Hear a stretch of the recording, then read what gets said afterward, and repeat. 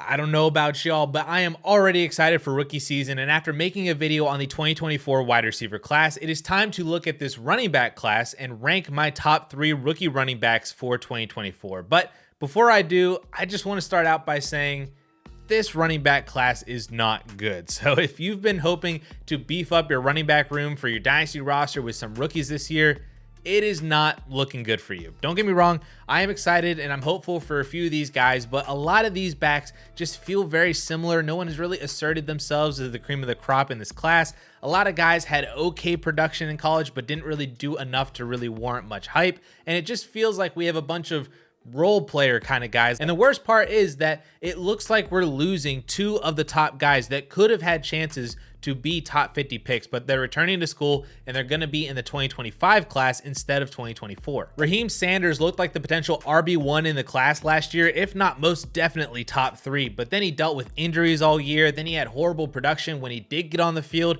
and he just announced that he's entering the transfer portal for 2024. So it sounds like he's staying one more year to boost up his draft stock back up to where it was before the season started. And then the big one that happened yesterday, it's being widely reported now that Travion Henderson is intending to stay another year at Ohio State, and he's been widely regarded as the RB1 in this class since he came in as a freshman. But if he's not declaring, then that just sucks a lot of the firepower out of this class, to the point where people are now saying that there might not even be a running back drafted in the first 2 rounds of the NFL draft, nor should there be a running back going in the first round of Dynasty rookie drafts, which is really wild to think about, but is an entirely valid mindset right now around this running back class, especially with how strong the wide receiver group is, plus when you include the quarterbacks in super flex leagues, and we have an elite tight end prospect in Brock Bowers too. However, there is one running back in particular that I think belongs in the top 50 overall conversation as an early 2nd round pick in the NFL and a potential 1st round pick in super flex rookie drafts.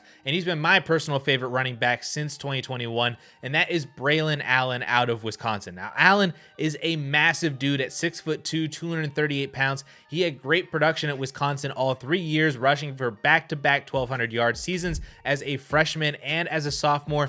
Then he showcased his pass catching abilities this year with 28 receptions while still maintaining rushing production of 1,000 yards and 12 touchdowns, which might look like a down year from his first 2 seasons, but honestly, 2023 was just a really strange, underutilization at different points in the season kind of year. But if you eliminate the 3 games that he saw under 12 carries, he was on a 12-game pace of almost 1,400 rushing yards and 18 rushing touchdowns, plus having the same receiving volume of 30 receptions. That is a phenomenal final season of college. And then you dive into all the extra little bits of context that really just paint an even crazier picture for Braelon Allen's production. Number 1, Allen wasn't recruited as a running back out of high school. He was recruited as a linebacker and didn't switch to running back until 2 weeks prior to actually getting on campus at Wisconsin. Number 2, over his first 2 seasons in college, Braelon Allen recorded 60 more rush attempts against 8 or more defenders in the box than any other running back in college, and yet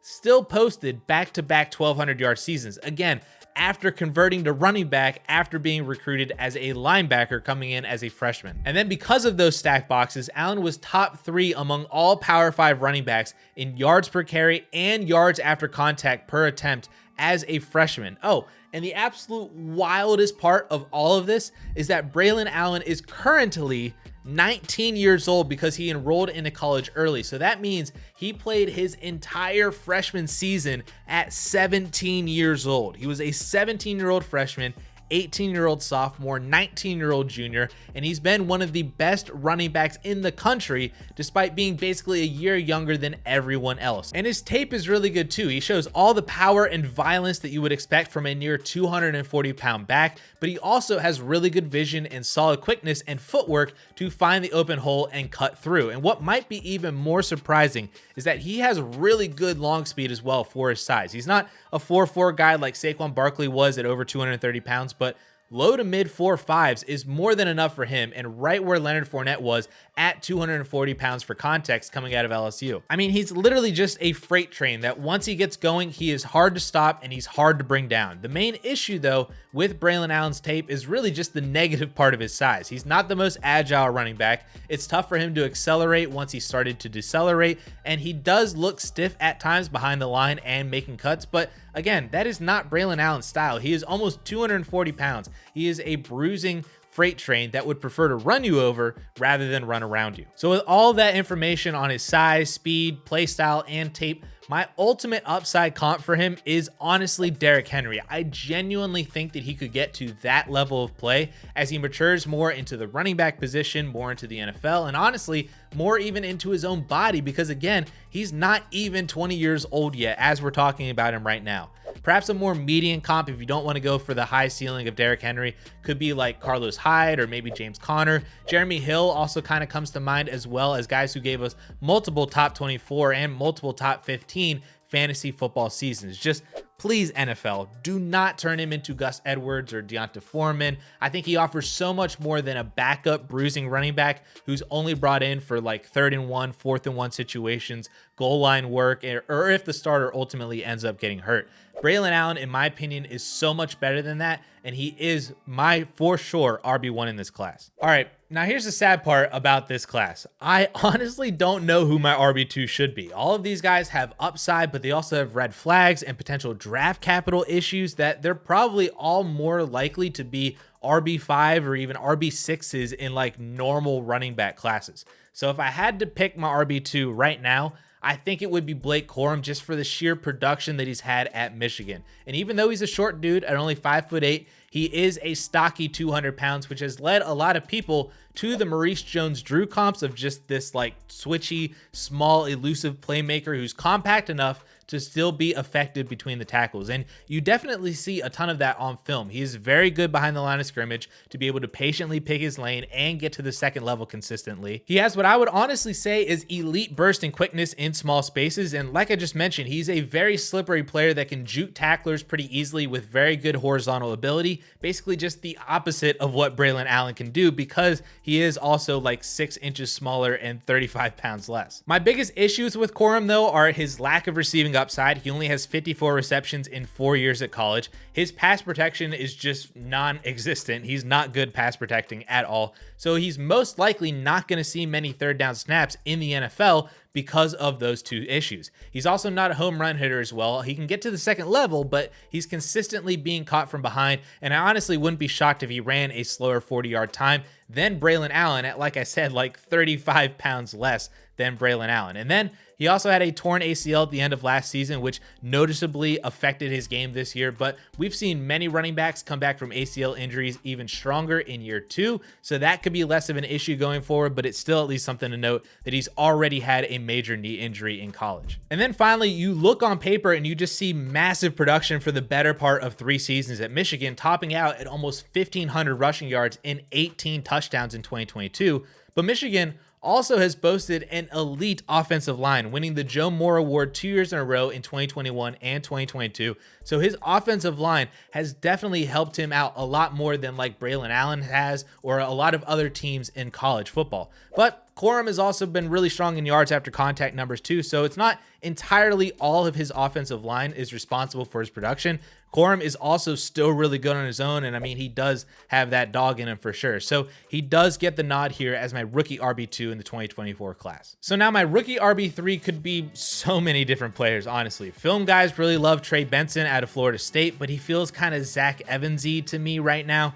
Jonathan Brooks had a tremendous season as a starter in Texas now that he's not behind an all-world talent like Bijan Robinson, but he tore his ACL like a month ago, so that really dampens things right now for his prospects for 2024.